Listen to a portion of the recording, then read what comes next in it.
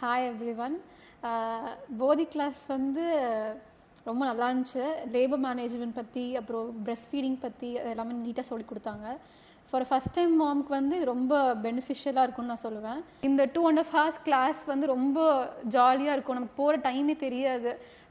So இந்த டைமில் வந்து நம்ம எக்ஸசைஸு, யோகா அந்த மாதிரி எல்லாமே பண்ணுவாங்க. மீ டைம் அந்த மாதிரி நல்லா எல்லாமே இருக்கும்.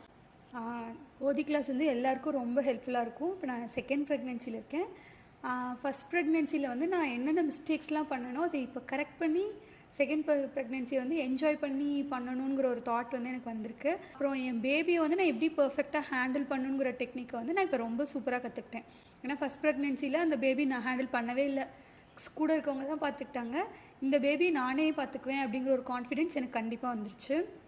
அப்புறம் இங்கே பிரெயின் டெவலப்மெண்ட் கிளாஸ் வந்து சூப்பராக இருக்குது. அது வந்து குழந்தைங்களுக்கு நாம் என்னெல்லாம் கொடுக்கணுமோ அதை இப்போலேருந்தே கொடுக்குறோம். அதனால் இது கண்டிப்பாக எல்லா குழந்தைங்களுக்கும் ஆஸ் அ பேரண்ட்டு நம்ம செய்ய வேண்டிய ஒரு கடமை தான். அதை வந்து நம்ம இப்போலேருந்தே செய்கிறோங்கிறது ஒரு ஹாப்பியான திங்.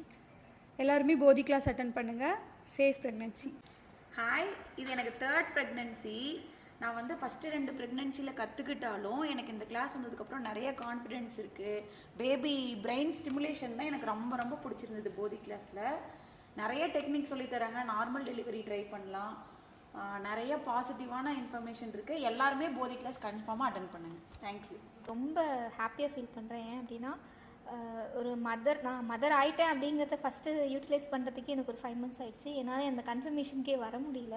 ஏன்னா நிறைய கன்ஃபியூஷன்ஸ், நிறையா பயம் நிறையா இருந்தது லைஃப்பில். பட் போதி வந்து நான் ஃப்ரீ கிளாஸ் அட்டன் பண்ணிவிட்டு அப்பயும் ஜாயின் பண்ணது ஒரு கன்ஃபியூஷன் போயிட்டு இருந்தது. ஸோ ஓகே போகலாம், அப்படி என்ன சொல்கிறாங்க, ப்ரெக்னென்சிலாம் கொஞ்சம் கஷ்டம்னு சொல்கிறாங்க, ஸோ நம்ம போய் தெரிஞ்சுக்கலாம் அப்படிங்கிறதுக்காக தான் நான் இந்த கிளாஸ் வந்தேன். பட் இங்கே வந்துட்டு இந்த கிளாஸ் முடியும் போது பி கான்ஃபிடென்ட், நான் நல்ல அம்மாவாக இருக்கேன், என்னால் முடியும், என் பேபியை என்னால் தனியாக பார்த்துக்க முடியும் அப்படிங்கிற ஒரு கான்ஃபிடென்ட் லெவல் இந்த நிஜமாகவே வந்துருச்சு. ஸோ யாரும் வந்து நம்ம கூட இருக்க வேணும், ஒருத்தர் இருந்தால் தான் நம்ம பார்த்துக்க முடியும் அப்படின்றது இல்லாமல் என்னால் தனியாகவே பேபியை வந்து கேர் பண்ணிக்க முடியும் அப்படிங்கிற விஷயத்த வந்து எனக்கு வந்து போதி வந்து கற்றுக் கொடுத்துருச்சு. So really thank you so much. Thank you Suji அக்கா.